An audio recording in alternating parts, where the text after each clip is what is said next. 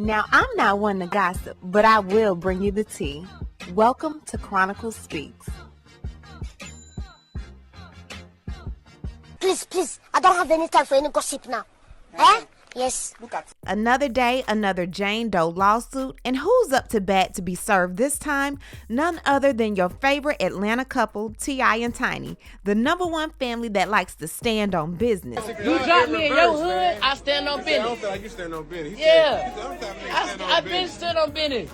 The couple has been hit with a complaint for damages for false imprisonment, SA, battery, negligence, and a good bit of this lawsuit has to deal with T.I. and his big toe. This is crazy, but you know how we do. We're going to break this story completely down, court docs and all. But before we do, please be sure to subscribe to this channel and hit the bell for notifications so you don't miss out on any news regarding this case and so much more. Now let's get back into it. So we're only 4 days into the new year, and 2024 is already keeping your girl on her toes. Cat Williams has this explosive interview airing out just about every black male comedian you can think of. A portion of Epstein's list was unsealed, although we didn't really find out anything new. And Deobra Redding jumps over the desk of the judge to attack her. Child, it's been a lot. Then T.I. and Tiny were hit with an SA lawsuit, and all of this happened on the same day. So I'm not gonna lie, I was looking at the headlines and I was like, wow, this happened in 2005. Isn't the statute of limitation already expired? So before we even get into the lawsuit, Jane Doe filed this under the California Sexual Abuse and Cover-Up Accountability Act. And typically with this act, the sexual assault had to occur on or before January 1st, 2009. So again, this happened in 2005 allegedly. However, the bill will additionally revive claims seeking to recover damages suffered as a result of a sexual assault that occurred on or after the plaintiff's 18th birthday, when one or more of the entities are legally responsible for damages and the entity or their agents engaged in a cover-up as defined, and any related claims. So they aren't completely in the clear. However, this matter will have to be proven in court. So let's get into the court docs to find out exactly what she said happened. So according to Jane Doe, in or around 2005, plaintiff was serving the United States as a member of the U.S. Air Force. She was around 22 or 23 years old and was stationed in Los Angeles at the time. Rapper T.I. is a rapper and actor with widespread popularity. Tiny was in a popular 1990s music group called Escape. Tiny and T.I. have been married for almost 15 years, starting in 2010. Defendant T.I. and Tiny have an infamous reputation for drugging, kidnapping, falsely imprisoning, raping, and assaulting women and forcing them to engage in sexual acts with the couple for their own sexual gratification. Defendant T.I. and Tiny have also been known to threaten individuals with violence, even having brandished a gun to a former employee who also experienced sexual assault by the couple. Sometime in 2005, plaintiff and a friend attended a party with a man who went by the name Caviar at rapper Coolio's house in Los Angeles, California. T.I. and Tiny were supposed to be at the party. Upon information and belief, Caviar worked for T.I. and Tiny at all relevant times and was acting within the course and scope of his employment and or as an accomplice with T.I. and Tiny when he brought plaintiff and her friend to the club to meet T.I. and Tiny. Upon information and belief, Caviar worked as an agent of T.I. and Tiny and worked at their bequest to solicit women to be drugged and sexually assaulted by the couple.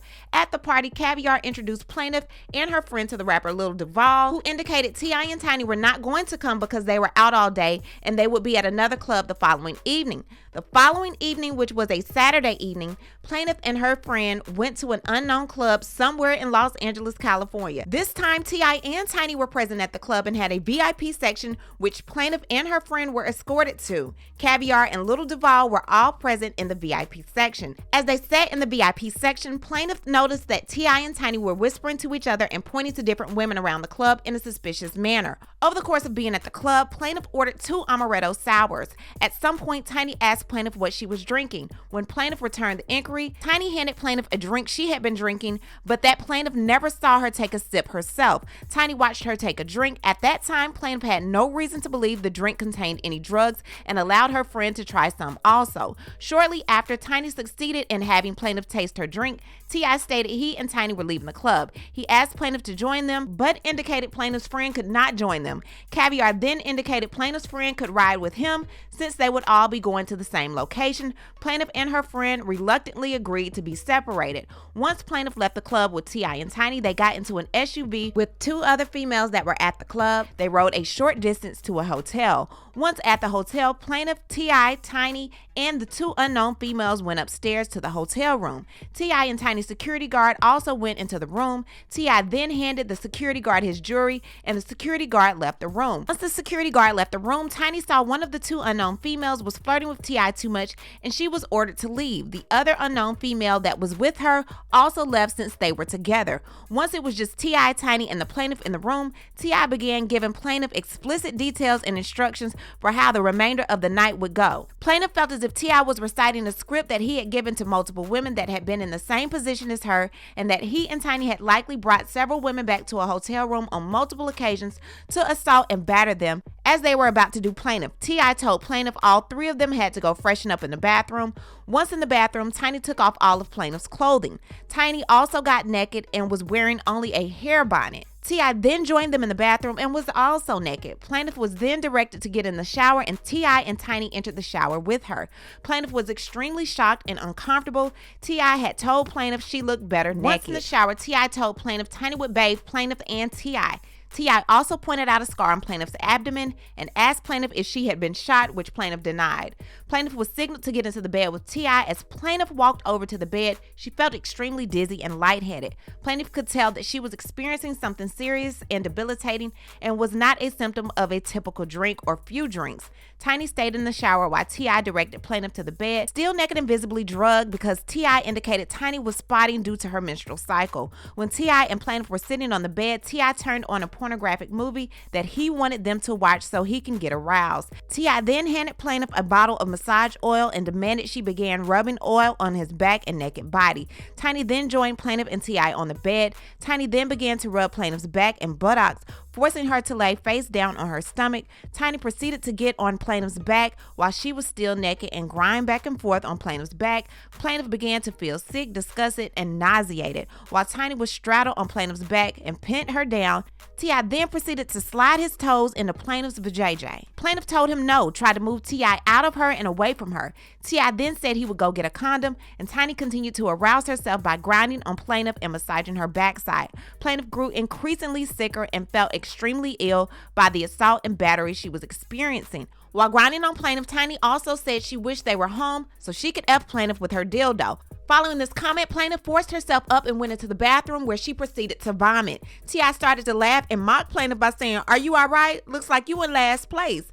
Plaintiff knew she was drugged by Tiny and T.I. with the drink Tiny handed her while still at the club for the purpose of sexually assaulting and battering her. T.I. then went over to Tiny and began to go down on her. At some point during the assault, plaintiff heard T.I. ask Tiny something about a situation involving plaintiff or the one before. Plaintiff did not know what he was referring to, but assumed it was about another woman they likely brought back to a room to be assaulted. After plaintiff finished vomiting, she made her way back to the couch naked, dazed, sickened, and weak. Plaintiff then passed out until the following morning. Plaintiff was awakened that Saturday morning by the security guard she had seen the night before pounding on the door. By this point, plaintiff was halfway on the floor and a rope had been thrown over the bottom portion of her body. Plaintiff also immediately noticed her vajayjay was in serious pain and that she felt an itching and burning sensation in her vajayjay as well. Plaintiff was crying and the security guard told her she needed to leave. The security guard then grabbed plaintiff's clothing with the exception of her underwear and escorted her out of T.I. and Tiny's room.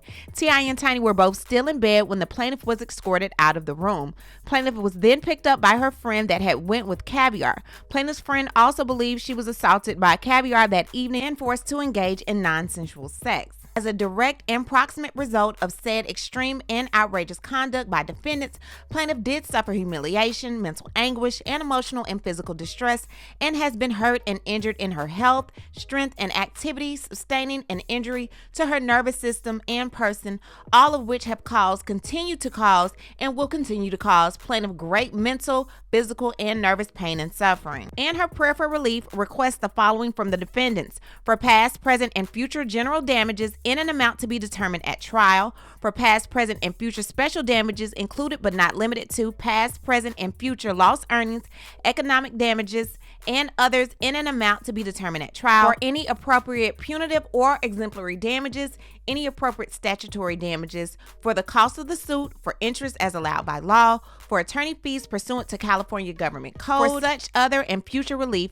as the court may deem proper. Now, after all of this, T.I. and Tiny definitely had to respond, and they said this to TMZ. On the heels of positivity, negativity always rears its ugly head. This plaintiff has been threatening to file this lawsuit for 3 years. For 3 years, we have empathetically and categorically denied these allegations. For 3 years, we have maintained our innocence and refused to pay these extortionate demands for things we didn't do. For 3 years, we maintained the same position while the claims in this story have changed time and time again. Our position is clear. We are innocent of these fake claims. We will not be shaken down, and we look forward to our day in court. I can say that this story reminds me a lot of the Dwight Howard story. I believe the girl was actually there. T.I. didn't really deny knowing the girl or ever meeting the girl. I believe the girl was there, but did it happen the way she said it did? I don't know. That's up for the court to decide. All I can say is this. Don't ever leave your friend with anyone. Celebrity, non-celebrity, security guard, caviar, pumpkin pie. Don't do it. Now, all of these years later, you're coming out. You're saying this happened.